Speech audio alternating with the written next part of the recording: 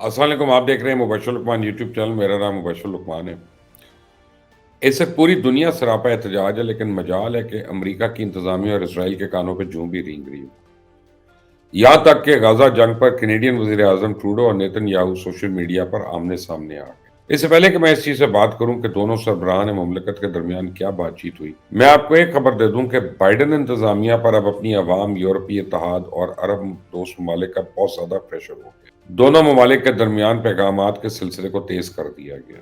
کہنے کو تو امریکہ اور اسرائیل کے درمیان خلیج بڑھ رہا ہے، کیونکہ اسرائیل امریکہ کے تمام مشوروں کو نظر انداز کر رہا ہے. بائیڈن انتظامیہ کا تحمل ختم ہو رہا ہے، کیونکہ امریکہ کو اب عرب اتحادیوں کی جانب سے کہا جا رہا ہے کہ بائیڈن انتظامیہ نے اسرائیلی وزیر اعظم نیتن یاہو کو غزہ جنگ کی طرف بڑھنے کی اجازت بھی دی ہے. اب جو بائیڈن نے ہی اسرائیلی دعوے کو درست کہا تھا، جس کے مطابق وہاں حماس کے افراد چھپے ہوئے ہیں. غزہ پٹی کے مستقبل کے حوالے سے بھی دونوں اتحادیوں کے درمیان تنازع موجود ہے. لیکن اس کے باوجود امریکہ اسرائیل کو ہر طرح کی مدد اور ہتھیاروں کی مسلسل فراہمی جاری رکھے. جہاں تک کینیڈین اور اسرائیلی وزیر اعظم کی سوشل میڈیا پہ نوک جھونک کا معاملہ ہے، تو غزہ میں جاری جنگ کے معاملے پہ کینیڈین وزیر اعظم جسٹن ٹروڈو اور ان کے اسرائیلی ہم منصب نیتن یاہو کے درمیان سوشل میڈیا پہ مکالمہ ہوا. کینیڈین وزیر اعظم نے سوشل میڈیا پہ لکھا کہ اسرائیل کو چاہیے کہ غزہ میں اپنے فوجی آپریشن کو لگام دے. غزہ میں عورتوں، بچوں اور شیرخوار بچوں کی ہلاکتیں دیکھ رہا ہوں اور یہ سب رکنا چاہیے. غزہ میں انسانی المیہ، خصوصاً الشفا اسپتال کے واقعات دل کو جھنجھوڑنے والے. اور جنگ کے بھی اصول ہوتے ہیں، اسرائیلی ہو یا فلسطینی، ہر معصوم زندگی برابر ہوتی ہے. اسرائیلی حکومت سے حتی الامکان تحمل کا مطالبہ کرتا ہوں. تو اس کے جواب میں نیتن یاہو نے کہا کہ حماس نے جو کچھ کیا وہ یہودیوں کے ساتھ ہوا. ہولوکاسٹ کے بعد یہ سب سے بڑا ظلم ہے. اسرائیل عام شہریوں کو خطرے کی راہ سے ہٹانے اور حماس خطرے کی راہ پر ڈالنے میں لگا ہوا ہے. اور یونیسیف کے سربراہ کہتے ہیں کہ غزہ میں جو دیکھا اور سنا وہ تباہ کن ہے.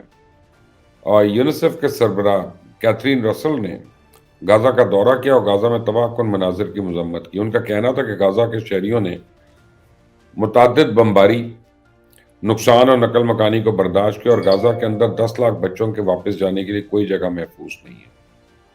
ادھر WHO کے جو سربراہ ہیں انہوں نے اپنے بیان میں کہا کہ الشفا اسپتال میں فوجی مداخلت کی اطلاعات پر بڑی گہری تشویش ہے، اور الشفا اسپتال میں طبی عملے کے ساتھ رابطہ دوبارہ ختم ہو گیا. طبی عملہ اور ان کے مریضوں کے لیے تحفظ کے لیے میں بہت فکر مند ہوں.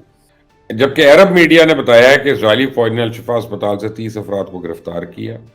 اسپتال سے نکالے گئے افراد کی آنکھوں پہ پٹیاں بندھی ہوئی اور گرفتار کیے گئے افراد کے گرد 3 ٹینکس کھڑے.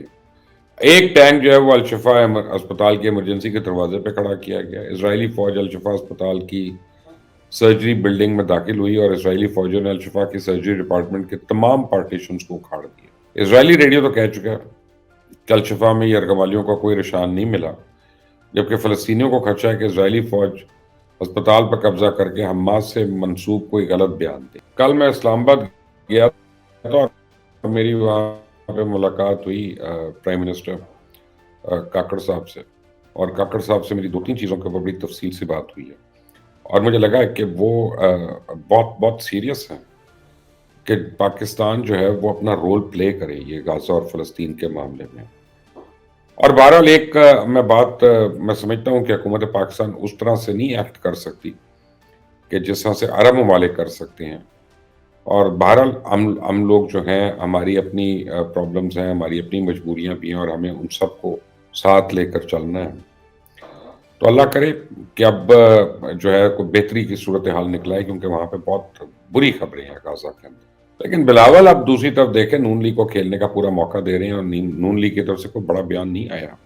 رات بلاول نے نون لیگ پر سخت قسم کے الزامات لگائے اور کہا کہ نواز شریف پنجاب پر فوکس کریں اور 1-2 سیٹوں کے لیے بلوچستان کے چکر نہ لگائیں. لیکن ان کا جواب دینے کی بجائے شہباز شریف نے کہا کہ بلاول چھوٹے بھائی کی طرح، ہم نے 16 ماہ کام کیا ہے، ہمیں پختہ سیاست کی طرف بڑھنا چاہیے، کیونکہ رونے دھونے اور الزام تراشی سے کچھ نہیں ہوگا. اصل میں نون لیگ چاہتی ہے کہ پیپلز پارٹی کے ساتھ اب بھی اتحاد ہو جائے، تاکہ نواز شریف کی شیروانی کا ناپ جو ہے وہ ضائع نہ ہو جائے، کیونکہ انہوں نے اب بار بار تو شیروانی بن نہیں سکتی، اور یہ ان کا خیال ہے کہ آخری بار یہ شیروانی پہنی جائے گی. بہرحال نگران حکومت نے فیض آباد دھرنے کی تحقیقات کے لیے کمیشن تشکیل دے دیا. اب سوچنا یہ ہے کہ فیصلے پہ عمل درآمد ہوگا یا فائل ادھر سے ادھر پھرتی رہے گی. تو سپریم کورٹ میں فیض آباد دھرنا کیس جو ہے نظر ثانی کی سماعت کے دوران چیف جسٹس قاضی فائز عیسیٰ نے واضح کیا مشن کے بلانے پر کوئی نہ گیا تو گرفتار بھی کروایا جا سکتا ہے۔ اس 3 رکنی کمیشن میں سابق آئی جی طاہر عالم اور ایڈیشنل سیکرٹری داخلہ خوشحال خان ہے، اور اہم بات یہ ہے کہ کیسے ایک بیوروکریٹ سابق D G I S I سے تفتیش کرے گا۔ بڑے شکوک و شبہات پیدا ہو جائیں گے اس طرح۔ اب دیکھتے ہیں کیا یہ کمیشن فعال ہے کہ نہیں ہے۔ لیکن آج Pakistan cricket board management committee کے چیئرمین ذکا اشرف کی پاکستان ٹیم مینجمنٹ اور کپتان بابر اعظم سے ملاقات بھی ہوئی۔ ملاقات میں چیئرمین ذکا اشرف نے کوچز کی کارکردگی پہ عدم اعتماد کا اظہار کیا اور بابر سے ون ڈے اور T20 کی کپتانی واپس لے لی ہے، اور وہ دونوں نئے کپتان اپوائنٹ ہو گئے ہیں۔ ان کو صرف ابھی تک شاید ٹیسٹ ٹیم کا کپتان رکھیں، لیکن وہ میں نے آپ کو جیسے پہلے اپنے صبح کے ویلاگ میں کہا تھا کہ یہ ہوگا۔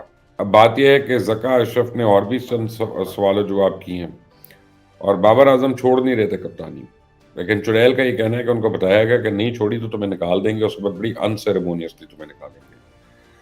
اور اندر کی خبر یہ ہے کہ اب جو ان کے سینٹرل کانٹریکٹس ہیں وہ سارے کے سارے ریویو ہوں گے دوبارہ سے، جو 60 لاکھ اور آئی سی سی سے آنے والی رقم، اس میں $1.5 لاکھ اور یہ سب کچھ لکھوایا ہوا تھا۔ اور وہ جو کوچ وغیرہ ہیں جنہوں نے زوم پہ کوچنگ کرنی ہوتی تھی، ان کے بھی کانٹریکٹس آپ دیکھیں 90 لاکھ روپے کے کانٹریکٹس ان کو مہینے کے مل رہے تھے، اور وہ زوم پہ کوچنگ کر رہے تھے۔ یعنی $30-35,000 اگر آپ کو مل رہا ہے اور آپ زوم پہ کوچنگ کر رہے ہیں، وہ بھی ایک ایسی سپورٹ کی جو آؤٹ ڈور سپورٹ ہے، اور آپ نے کبھی انٹرنیشنل کرکٹ کھیلی ہی نہیں ہے، آپ کو پتہ نہیں ٹیسٹ کرکٹ کس جانور کا نام ہے، اور آپ پاکستان ٹیم کے جو اتنی بڑی ٹیم ہے دنیا کی، اس کے آپ کوچ بنے ہوئے۔ بہرحال ایسا تو نہیں ہوگا، اور لیکن عجیب و غریب باتیں ہو رہی ہیں یہاں پہ، نہ صرف یہاں پہ بلکہ آپ سمجھیں کہ سیاست میں بھی۔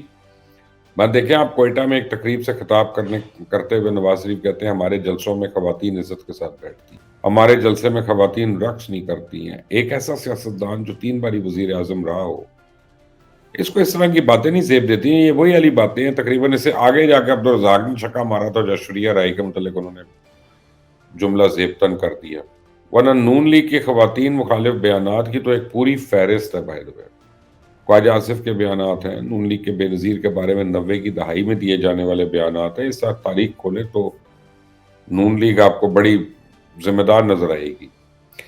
بہرحال دی نیوز کے مطابق وزارت خارجہ کی جانب سے فراہم کی گئی معلومات کے مطابق ان چند سرکاری پینشنرز کا سالانہ بوجھ جو ہے 20 کروڑ روپے بنتا ہے۔ یعنی آپ کو بتاتا چلوں کہ پاکستانی حکومت کے مجموعی طور پہ 164 سول اور ملٹری پینشنرز ایسے ہیں کہ جو نہ صرف بیرون ملک مقیم ہے، بلکہ ان کو ہر مہینے پینشن غیر ملکی کرنسی میں پاکستان سے بھیجی جاتی ہے۔ تو اب یہ دی نیوز کی سٹوری ہے، اور یہ سالانہ ہمارا بوجھ جو ہے 20 کروڑ روپے بنتا ہے۔ دلچسپ بات یہ کہ جب یہ معلومات وزارت خارجہ سے انفارمیشن ایکٹ کے تحت مانگی گئی تھی تو انہوں نے معلومات ہی فراہم نہیں کی تھی۔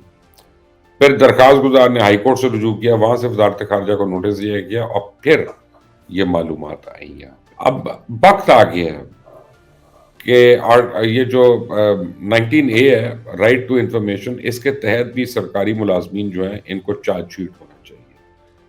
آپ دیکھیں، جب ہم لوگ ان سے مانگتے ہیں کہ جناب ہمیں انفارمیشن دیں، آپ نے کتنے کے اشتہار کس کو دیے، کیا دیا، آپ نے یہ کتنا خرچ کیا اس پہ، یہ انڈر پاس کتنے کا بنا، اور جب ہم حساب کرتے ہیں تو اس کا حساب نہیں دیتے، یہ انفارمیشن بلاک کر رہے ہیں، جبکہ آئین جو ہے وہ جرنلسٹ کو یہ رائٹ دے رہا ہے، رائٹ ٹو انفارمیشن۔ تو جس انفارمیشن کو بلاک کرتے ہیں ان کے خلاف بھی تو تعدیبی کارروائی ہونی چاہیے۔ پتہ نہیں اس ملک میں کب کچھ سیدھا ہوگا۔ ابھی تو آپ جس طرف دیکھتے ہیں آپ کو کوئی نہ کوئی گاندھی نظر آتا ہے۔ جس طرف آپ جس فصل کی طرف جاتے ہیں، جس فیکٹری کی طرف جاتے ہیں، جس بھٹے کی طرف جاتے ہیں، تو پتہ چلتا ہے آدمی کو یہی تو پرابلم ہے، اس سے تو بڑی پرابلم ہی کوئی نہیں ہے۔ کون سی ایسی چیز ہے جو مافیا کی صورت میں اس ملک پہ نہیں ہے؟ اور یہ انفارمیشن بلاک کرنا، یہ بیوروکریٹک مافیا۔ اس چینل کو سبسکرائب کریے گا، بیل آئیکن کو پریس کریے گا تاکہ مزید اپڈیٹس آپ کو ملتی رہیں۔ انٹل دی نیکسٹ ٹائم، اللہ حافظ۔